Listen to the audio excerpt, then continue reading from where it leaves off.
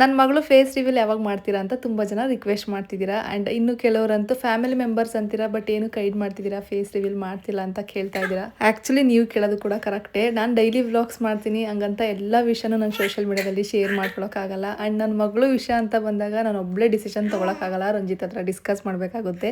ಅವ್ರ ಹತ್ರ ಡಿಸ್ಕಸ್ ಮಾಡಿ ಫೈನಲಿ ನಾವಿಬ್ರು ಒಂದು ಡೇಟ್ನ ಫಿಕ್ಸ್ ಮಾಡಿದ್ದೀವಿ. ಇದೇ ತಿಂಗಳು ಅಂದರೆ May 18th ನಮ್ಮದು ವೆಡ್ಡಿಂಗ್ ಆ್ಯನಿವರ್ಸರಿ ಇದೆ. ಅವತ್ತು ನಾವು ಫೇಸ್ ರಿವೀಲ್ ಮಾಡೋಣ ಅಂತ ಅಂದ್ಕೊಂಡಿದ್ದೀವಿ. ಇವತ್ತು ಮಂಡೇ, ನೆಕ್ಸ್ಟ್ ಮಂಡೇನೇ ನಮ್ಮದು ಆ್ಯನಿವರ್ಸರಿ, ಅವತ್ತು ರಿವೀಲ್ ಮಾಡ್ತೀವಿ ಫೈನಲಿ. ಇವತ್ತಿನ ವ್ಲಾಗ್ನ ನಾನು ಮಧ್ಯಾಹ್ನದಿಂದ ಸ್ಟಾರ್ಟ್ ಮಾಡಿದೆ. ಮಧ್ಯಾಹ್ನದ ಊಟಕ್ಕೆ ಬೆಂಡೆಕಾಯಿ ಸಾಂಬಾರು ಮತ್ತು ಮುದ್ದೆ ಮಾಡ್ಕೊಂಡು ಊಟ ಮಾಡಿ ಮಿಕ್ಸಿ ಆರ್ಡರ್ ಮಾಡಿದ್ದೆ ಅಮೆಝಾನಿಂದ. ಅದು ಕೂಡ ರಿಸೀವ್ ಆಯಿತು.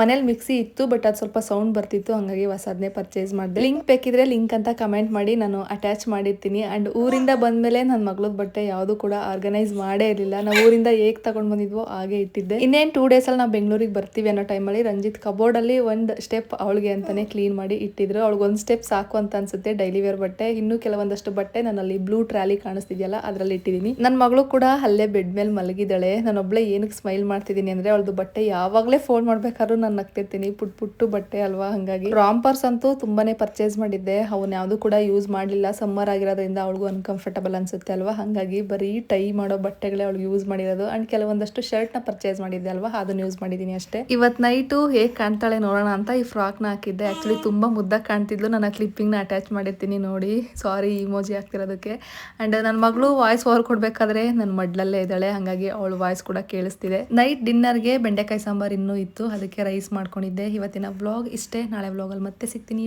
ಬಾಯ್, take care, have a nice day.